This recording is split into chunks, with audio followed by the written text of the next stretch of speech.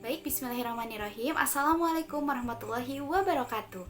Halo teman-teman semuanya, kembali lagi bersama saya Silpa C. Sarani Destiana dengan NIM 20210081 dari IKIP Siliwangi.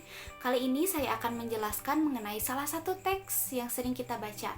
Yuk tanpa berlama-lama lagi, kita langsung saja menuju ke pembahasan mengenai teks berita. Sebelum pembahasan yang lebih rinci, kita bahas dulu yuk, apa sih teks berita itu? Nah, teks berita adalah teks yang berisi kabar terkini tentang sebuah peristiwa yang terjadi di suatu tempat.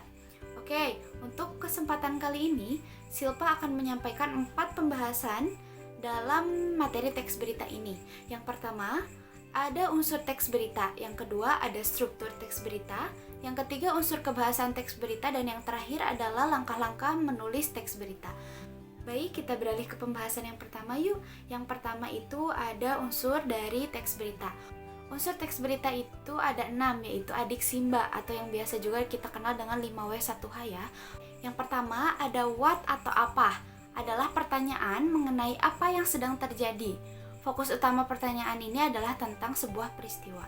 Oke, yang kedua ada where atau di mana, adalah pertanyaan yang menitik beratkan kepada tempat terjadinya peristiwa. Yang ketiga, ada when atau kapan.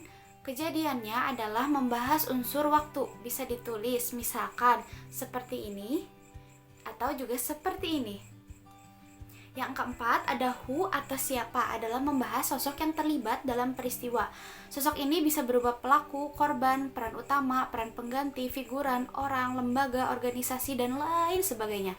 Oke, yang kelima, ada why atau mengapa, adalah pertanyaan mengenai penyebab terjadinya sesuatu, latar belakang ataupun tujuan.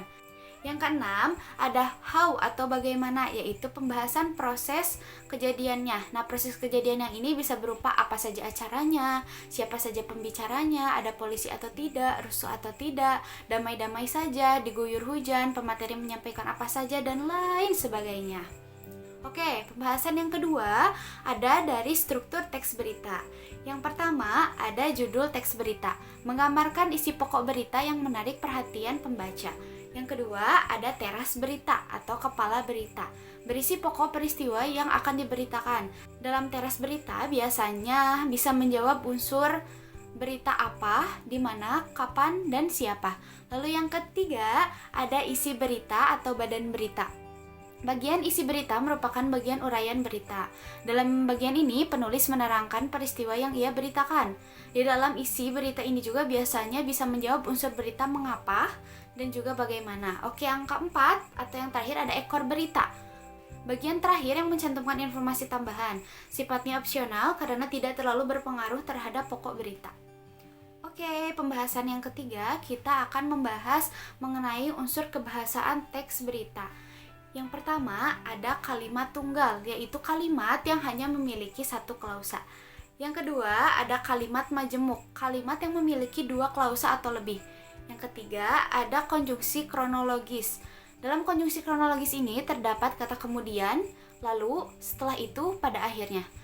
Yang keempat ada konjungsi kausalitas. Dalam konjungsi kausalitas ini terdapat kata sebab, karena, oleh karena itu. Lalu yang terakhir ada kata ganti, merujuk pada kejadian yang dijelaskan. Kata ganti yang digunakan adalah kata tunjuk ini, itu, dan tersebut. Oke, pembahasan kita yang terakhir yaitu mengenai langkah-langkah menulis teks berita. Yang pertama, mencari sumber berita. Sumber berita dapat berupa sebuah peristiwa, sebuah lembaga, tokoh yang mengalami peristiwa, tokoh yang terkait atau mengetahui peristiwa tertentu, dan yang terakhir ada literatur. Yang kedua, ada mengumpulkan fakta-fakta. Setelah menemukan sumber berita, langkah selanjutnya yaitu menggali fakta atau data seputar sumber tersebut. Bagaimana sih caranya? Nah, caranya kita bisa menggunakan pertanyaan dari unsur adik simba tadi. Lalu susun daftar pertanyaan untuk memudahkan menulis kerangka berita.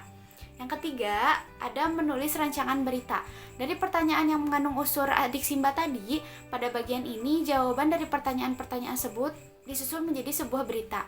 Yang keempat, ada menyunting, baca kembali berita yang telah ditulis, lalu cermati kembali penulisan kata, huruf kapital, serta penggunaan tanda koma dan juga tanda titik. Yang kelima atau yang terakhir adalah merumuskan judul. Judul berita merupakan bagian yang dilihat pertama kali oleh pembaca. Nah, judul berita ini disusun sebagai ringkasan fakta-fakta penting dalam berita, dan judul berita ini hanya berisi kata kunci yang mengungkapkan ide pokok berita. Alhamdulillahirrabbilalamin, mungkin cukup sekian yang dapat Silpa sampaikan. Mohon maaf apabila terdapat kesalahan dalam perbuatan dan tutur kata. Atas perhatiannya, Silpa ucapkan terima kasih. Wassalamualaikum warahmatullahi wabarakatuh.